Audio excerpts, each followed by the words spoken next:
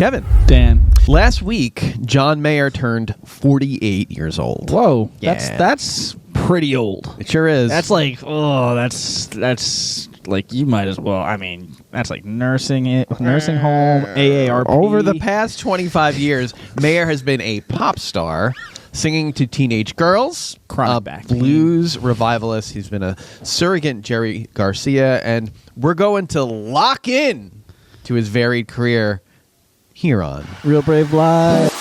Lock in. No, lock in. Is it looking? Well, let's lock in. Let's lock in. Oh, let's lock in. And this is what, season 6, right? I don't know. I'm not keeping track. Me neither. Neither is anybody else. But it feels hang like on, wait, Dan, the microphone is like right in your face. Can we just Oh, get- who it cares? feels like we just moneymaker. left the 5th hiatus. Yeah, we did take a brief hiatus, but let's get into that later. Let's talk about the nuts and bolts. Let's circle back on John Mayer here. Let's circle on John Mayer. He released 8 studio albums, 7 live albums. He sold 16 million albums, Brian. Mhm. As of 2015, that's 15,999,000 more than you and I combined. Combined, yeah.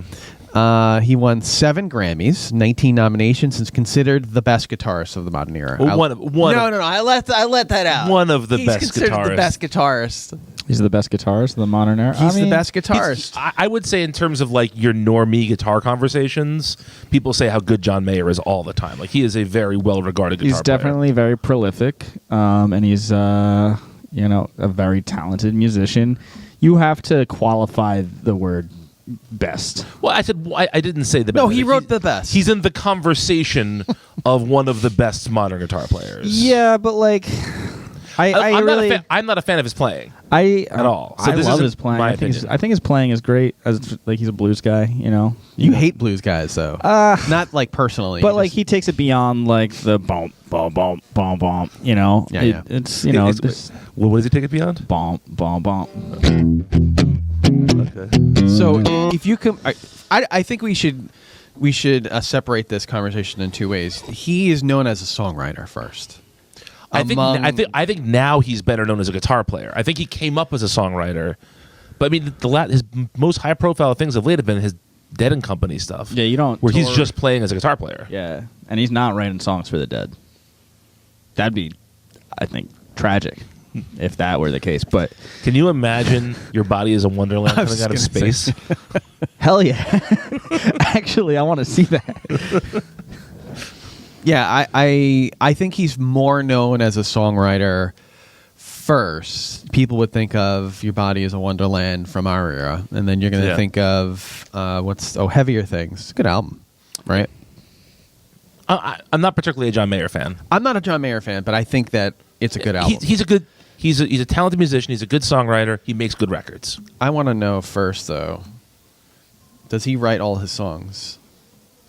I think so. Yeah, I think he does. My first exposure to John Mayer as anything other than like this pop singer for girls was the Chappelle Show slot that he did. I was gonna put that in the notes, but I thought Kevin's gonna mention this. so Yeah, sorry like about I was like maybe 13 when that hit, and I was like, oh, John Mayer, yeah, Body is a Wonderland. And then he starts playing like guitar like well, and I was like, oh, okay, he knows some things. it. Yeah. I have a funny story about John Mayer. I met his brother. Remind me of that. Okay. He, I guess he is the songwriter. Who has John Mayer written songs for? Eric Clapton, B.B. King, Buddy Guy, the Dixie Chicks, Jay-Z, of course, big blues artists, Alicia Keys, and many more. He wrote songs for them. He's collaborated. Sorry.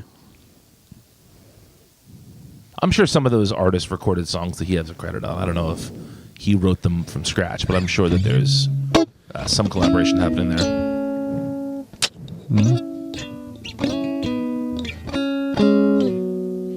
That's it.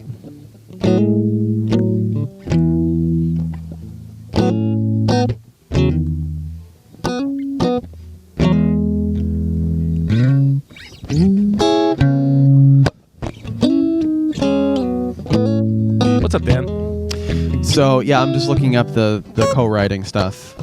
Solo written songs, Slow Dancing in the Burning Room, Stop This Train, Gravity, Gravity's a good song. We'll get to that when we get to a little. Are you bit sure? later. Okay. Yeah, it's in the notes. Am I going out of order here? Did you Kind of. did you read the notes? I don't Dan? fucking care. When you would write the notes, we wouldn't read them. It was like this grand larceny that was happening. But you would also know. give us like 10 pages of notes. Mine is. I would say mine is very concise. Wouldn't you agree? It's like a page and a half. Yeah, there's a whole section on here that says Kevin stuff. Exactly. Yeah. It's all he cares about. The early years, not shockingly, he's from Connecticut. So he's from Connecticut. He heard about blues through Stevie Ray Vaughan. That is like the white guy pathway to the blues right there. Be from a wealthy suburb and listen to Stevie Ray Vaughan. Yeah. He's like the what's that band from the Upper East Side that I can't stand? The Strokes. The Strokes. Strokes? Yeah, the Strokes are like really rich kids that played like they were poor. Are they the Yeah. He fell in love the with one that Adam does on the piano? No. No, not that one. No, not that one. Okay, never mind. Yeah, well done. He fell in love with guitar from Back to the Future. Yeah, from yeah, that one Michael J. Fox scene. Which they just announced yesterday. Epiphone is doing a special edition 335 from Back to the Future. What? So I don't know what that means other than a red 335 with a Bigsby, but apparently they're doing that. That's a semi-hollow body Yep. guitar. I love semi-hollow body. Me too. I guitars, love yeah. semi-hollows as well. That's one of my favorite movies of all time. Me If too. I really, Yeah. I recently bought all 3 movies, Mm-hmm.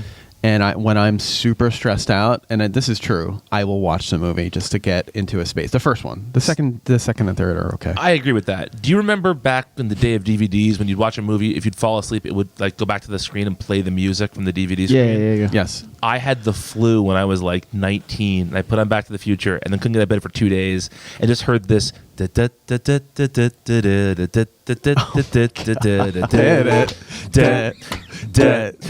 like 2 straight days. I had no energy to turn the TV off, so I just. Did he leave you alone in the house for 2 days? Yeah, my parents were at work or whatever. Get upstairs. Yeah, exactly. But so like I just heard this song constantly. Yeah, that exact song, Kevin. Yes.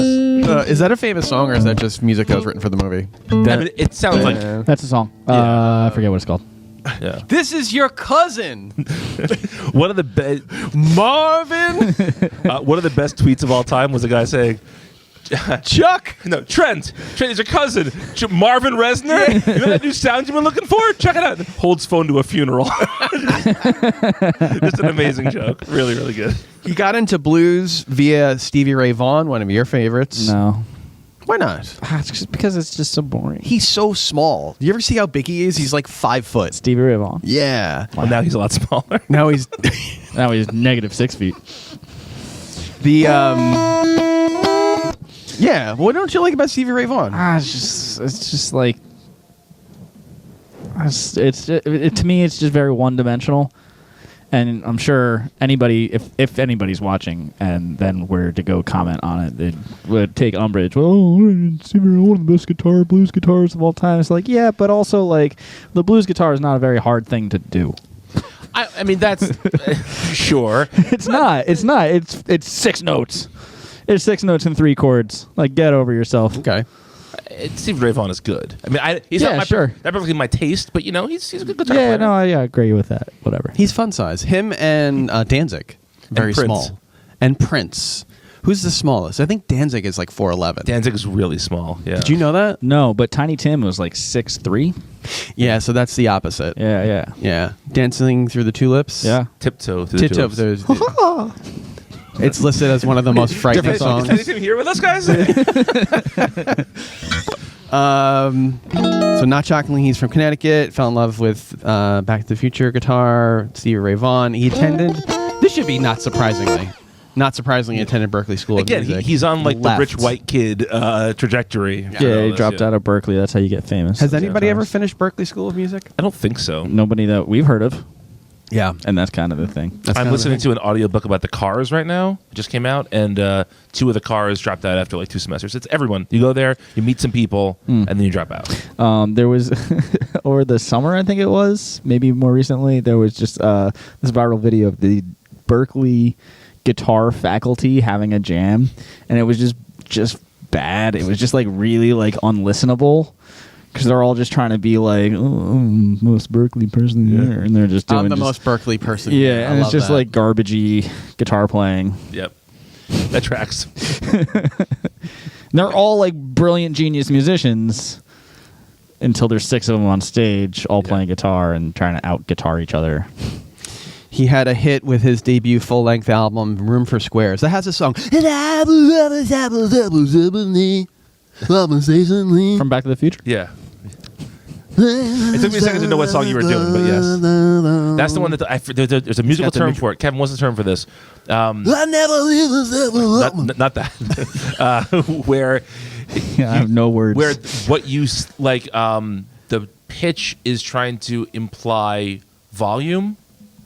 He doesn't. He goes, "I'm gonna sing at the top of my lungs." Like he goes up high. Oh, There's a yeah, term for that's when the you song. do that. But I don't know what it's. I forget what it's called. Now. Text painting. Is it text painting? It might be text painting. Is it the same? Is it the same thing that happens when you're singing the word "stop" and then suddenly the music stops? Maybe, Like, yeah. Stop! Stop! Stop! Stop! Stop! Stop! Stop! Right, yeah. That might be the same thing, but it's something similar. To that. But that's when I first heard that song, I was like, "Oh, that's more interesting than Or like autological lyricism, lyrics that reference themselves. Oh, this is his first song. this is the same song." This is what we're talking about? Yes, this is the song you're singing. I never live Yeah, just wait like 2 seconds. You're gonna hear it. And this is having it pulled off YouTube, by the way. It's okay.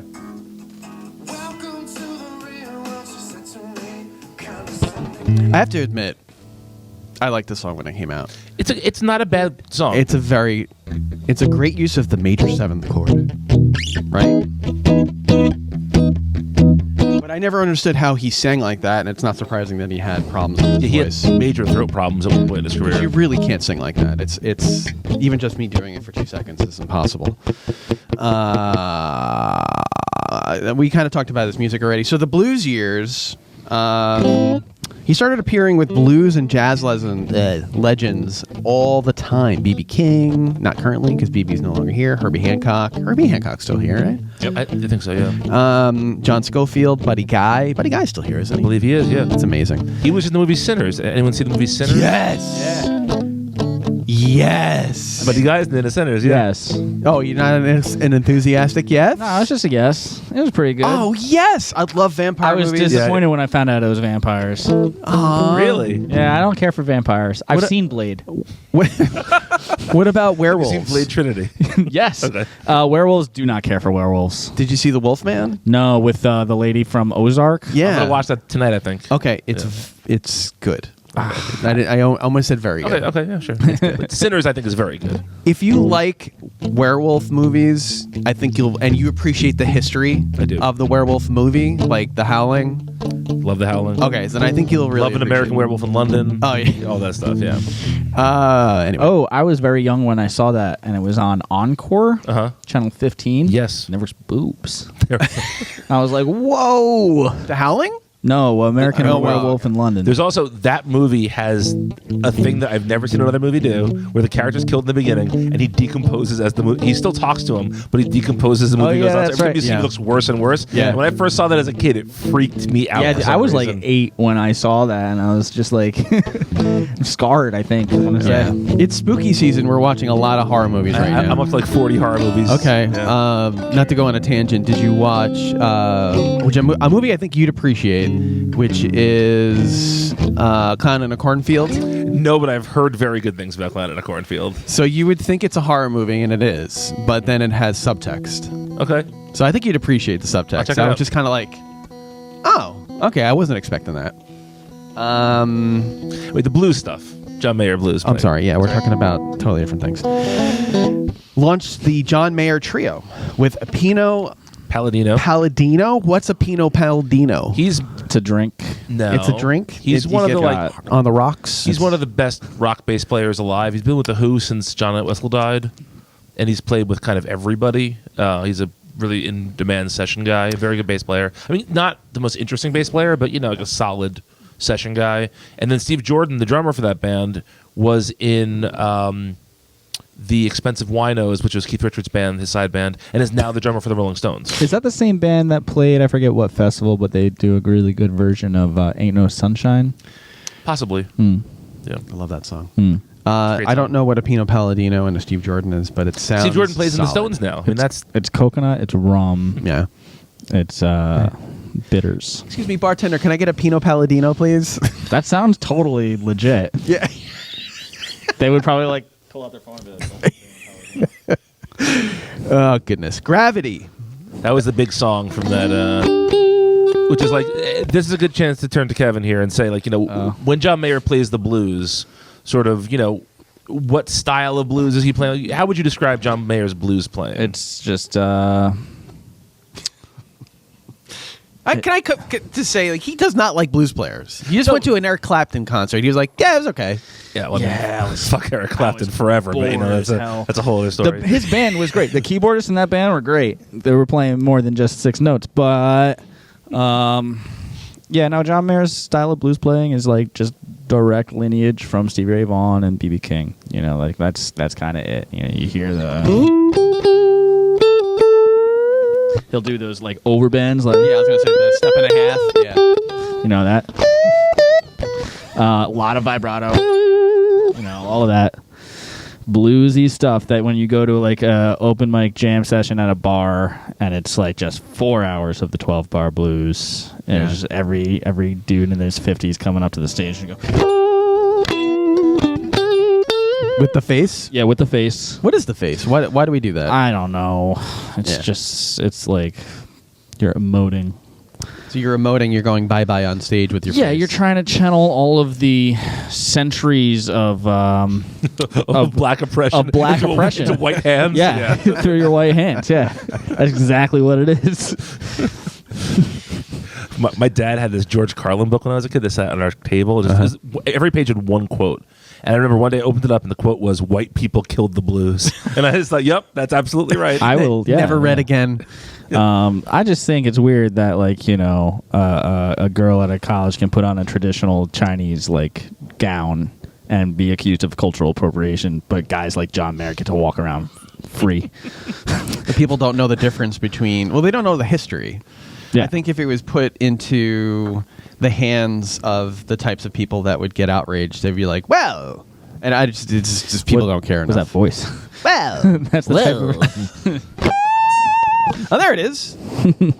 How do you... we'll just go past that. Because the Kevin stuff is below. We're on top of the Kevin stuff. I wanted to put that in there so if you look for his name, he'd find it.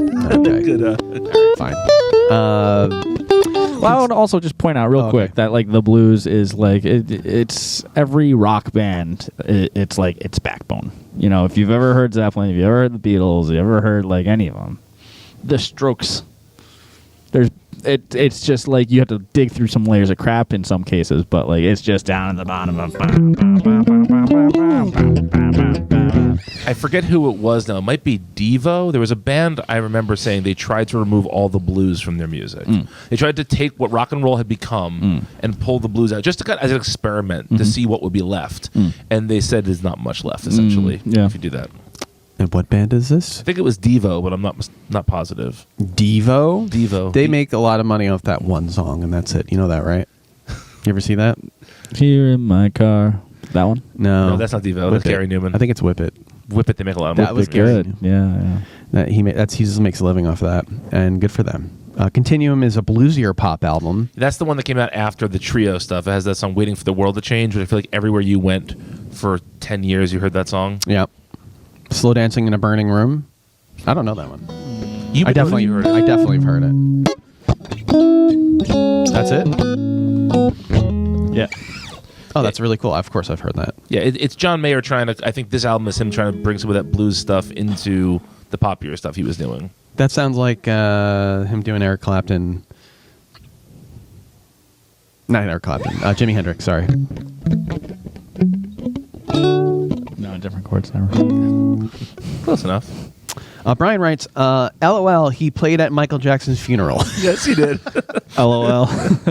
He played an instrumental version of Human Nature. How do you get invited to Michael Jackson's funeral? That's kind of what I'm wondering, because It's ignorant. one of the best South Park episodes ever. No, you're just ignorant. But no, it's it just seems to me like John Mayer doesn't seem famous enough when Michael Jackson died to have been invited to the funeral, but apparently he was, and he played music there. So, yeah. Why wasn't Slash doing it is the question I have. Slash is in the black and white video. Yeah, Eddie Van Halen. played guitar Yeah. and ruined one of his songs almost. You ever see that story behind Beat It? How he almost didn't he rearrange this? Because apparently the song wasn't very good, and he was like, "Look, put this part here, this part here, this part here." And, Yeah, he rearranged it and then sent it back to them, and then he played over like all their parts, and then they had to like fix it. It's an interesting thing. Who's the guitarist that played? Steve Lukather. Thank you, Brian, for being knowledgeable. So yeah, he played at Michael Jackson's funeral, allegedly, because I think Michael Jackson's still alive, right? Brian, you just woke up again? I'm just remembering other things I like about John Mayer. Oh, okay. Is it something we're going to talk about? The music video for oh shoot, I forget the name of the song. It's like shot in front of a green screen, like at a mall. Oh, I don't know. What the hell is that video? But also, he's got a video with Kanye West. Have you seen that one? I believe that's a Kanye video that he is in, but And he's like, "Oh yeah? You think I just write songs for like little girls? You see this? $20,000 Rolex. Go listen to Daughters." yeah. We're gonna go to part 3 on this. I gotta go past the first part of this and just go to the second part.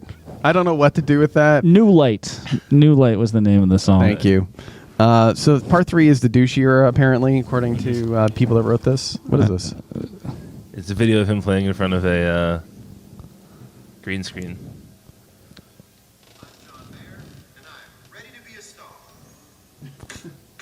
Oh, this is fun. Okay, all right. I can see why that's a fun video. Sure. Okay. Yeah. Fair. So you really don't want to talk about that first bullet? Yeah, what are we skipping? We're skipping the first part. Yeah. What are we in part 3? Yeah. Yeah, part 3. We're going to skip through that one. We're just going to acknowledge that it exists. And we're Brian. He Go ahead, did. that's the most interesting thing about the guy. This is going to make you wonder what part 3 was. But B of part 3 is he dated a stunning number of famous women, which, yeah. Jennifer Love Hewitt, Jessica Simpson, Minka Kelly, Jennifer Aniston, Katy Perry, Taylor Swift. The Jennifer Love Hewitt thing Bothers me. bothered me. And now I'm dating myself, right? Because obviously she's 25 years older, but she was a pretty girl, and you just look at John Mayer, and you're like, what? Huh? Regular guys can get pretty girls, apparently. Maybe he's just famous. Yeah. It's kind of like the Adam Durowitz thing. Well, he's a famous, decent looking, like a 6 or 7 out of 10. Yeah, you think so? Guitar player. That makes him a Guitar 9. player is a +1 or 2 Yeah, at yeah, least. yeah. He's a guitar player. He writes songs. Adam Durowitz, same thing. Yeah. Adam Durowitz from Counting Crows Yeah. dated a very Oh, yeah. similar batch Yes. of women. Yeah. And it just makes you kind of wonder and go, wow. You look at him now and you're like, okay, that doesn't make any sense. Well, he got rid of the dreadlocks now, so he looks better now. You think so? Yeah. I would think that he looked better with the dreadlocks. Oh, I don't know about Now that. he just looks like a Jewish chef. There's nothing wrong with that. Are you saying all Jewish chefs should be single? Is that the headline of this podcast? Jewish chefs, get your wedding rings, toss them in the trash. Yeah. No, that's what I think. I love Jewish chefs. Benny Blanco. Benny Blanco dated John Mayer? Just married Selena Gomez. Yes, famously. Yeah. Which I don't really understand. That's this guy. Ugh. Which- Oh, and Taylor Swift. Yeah. So he dated Taylor Swift dated him and wrote Dear John, which is about him. What is that? That's Benny Blanco and Selena Gomez. Is that a werewolf? Yeah, I couldn't remember the name, so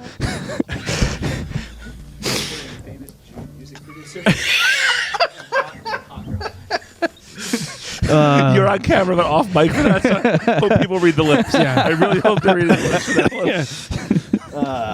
Yeah. So the Taylor Swift's audience is probably going to be pretty shocked to find out. Not shocked. No, it's well known. who do you think is? would win in a fight, John Mayer or Travis Kelce? Travis Kelce. Who do you think would win in a guitar battle? John Travis Mayer? Kelce. Travis Kelce, really?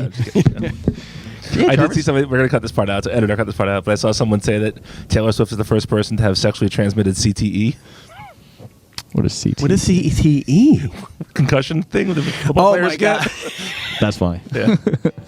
Yeah, I don't know if you're a football fan. Are you a football fan? Not really. Not really. You're a baseball fan. though. Baseball fan, yeah. Big baseball fan. Baseball fan. Yeah, you think that it would be she would find like a cute baseball player and be like Verlander And not have dating. brain damage. Yeah. I know you want to glance over this part, but I do want to say he came under a lot of John Mayer came under a lot of bad press because he gave some interviews where he dropped the N-word and he said some like very sexist things, and maybe he felt like he had a platform to do that where he wouldn't be judged. I think he has since come out and said basically, first of all, he's now sober. I think he said he was using various substances at that point, and also he said I think he felt like because he was famous, people would know where his intentions were. Like, they're not going to think I'm racist for using that word. Whereas if you use that word, people are going to think you're racist. I think it's a good idea not to do it. Yeah. Which is why we're going to cut that whole part of this out. Well, no, I'm just saying. Like, I think it's important to talk about how he went through this phase where people were very, very down on him, and then he has come out the other side. Yeah. In part because of the Grateful Dead stuff he's done. Oh, which reminds me. It is 1 year ago today I quit drinking. Congratulations. Yeah, that's pretty That's cool. great. Yeah, congratulations, man. I really appreciate that acknowledgement and acknowledging myself. Yeah. Yeah. I think it's a big deal. Yep. It is a big deal, yeah. Now, do I want to toast drink you right tonight. now? Let's celebrate, guys. Yeah, 1 year without alcohol, and I definitely feel pretty good. That's great. That's fantastic. I am Seriously, congratulations. I really appreciate it. I am completely racist, though. So part 4, to wrap this up with, we've got some Kevin stuff in here. He's in the rehabilitation phase of his life. He's quit drinking, correct? And he's now the guitarist for Dead and Company, eh? Yeah, that's a big deal to me because I think, first of all, it's also funny. I said he's just like the most basic white guy. He's from Connecticut, went to Berkeley and to Stevie Ray Vaughan, and found the Grateful Dead on Pandora. Like that is, he was listening to Pandora and found the Grateful Dead, and then went through his Dead phase, like so many white men of his past have gone through. Wow! But he wound up playing in the Grateful Dead after that, which is pretty incredible. And Kevin, I think. You have a disdain for blues guitarists, but I think you like Jerry Garcia's playing. I mean, I wouldn't call it a disdain. It's just more of like a boredom of Sure. Jerry. Yeah, I mean Jerry Garcia was doing very different things. Yeah, but at its core, still, it's very much Sure blues and pentatonic based. Maybe a little bit more modal. And the mode that a lot of people associate with the Grateful Dead is like the Mixolydian. Can you play us a little Mixolydian so we can hear that? Like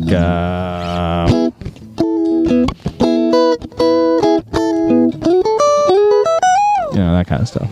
Yeah. Do you think John Mayer does a good job in playing Jerry's parts when you've seen him play it? Yeah. I do. I think it's definitely like you have to like really immerse yourself in the playing of who you're trying to sound like, because you ultimately, as you discover your own like voice on an instrument, your influences are always going to be like present. Sure. In that voice, right? So he had to sit and listen probably exclusively to Jerry for a long time to make that work. And there's some like stuff that Jerry did that like you could just kind of steal. Like he would do like some like he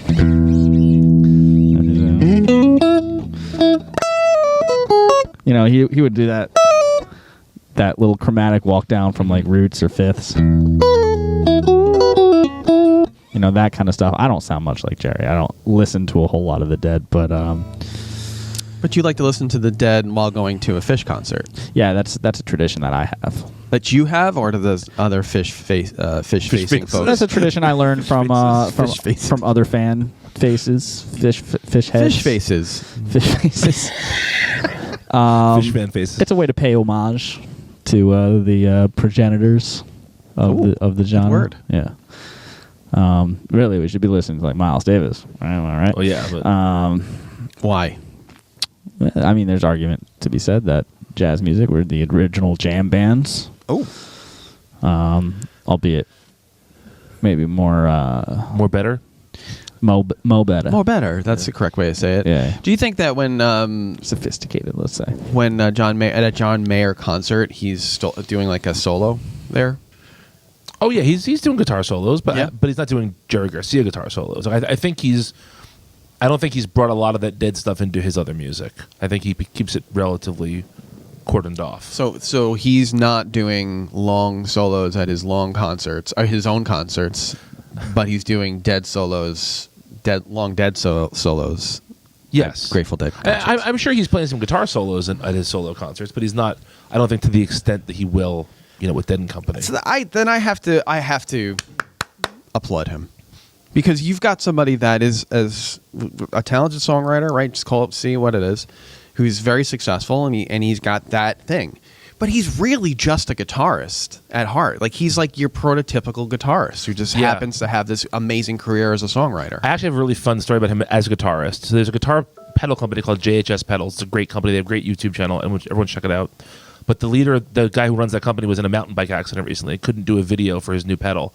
So John Mayer did one for him. Oh, wow. He said, I'm a big fan of your stuff. I don't want your business to go down while you're hurt. So John Mayer made a video highlighting his new pedal, and they got like 1 million views, and the pedal sold out. Oh. And so John Mayer is such a guitar player, he wants to like promote guitar pedals. Like, that's not a lot of guitar players do that kind of stuff. That's fairly unique for someone of his stature. Into the camera here. John Mayer, I'm going to drive my car into a wall.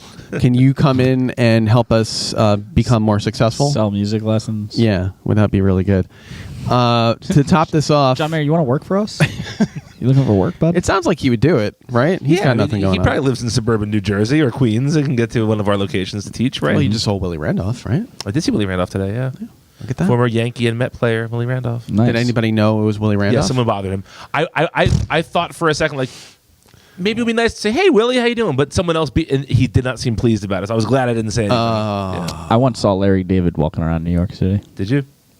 Yeah. Was it like ironic and like awkward? No. I was in a car, and I saw him across the street. And I was like, oh, that's Larry David. There's a skit there. Yeah. I have 8 minutes to listen. I know you. So he has a PRS signature Silver Sky, called by many as the best Strat style guitar available. I just watched the video about this where they said in terms of like the mid-level Strats, the $700-800 whatever it is, his is the best of all of those. Wow. It sounds the best. It's the most versatile. But I saw also that the pickups that are used in that cannot be swapped out.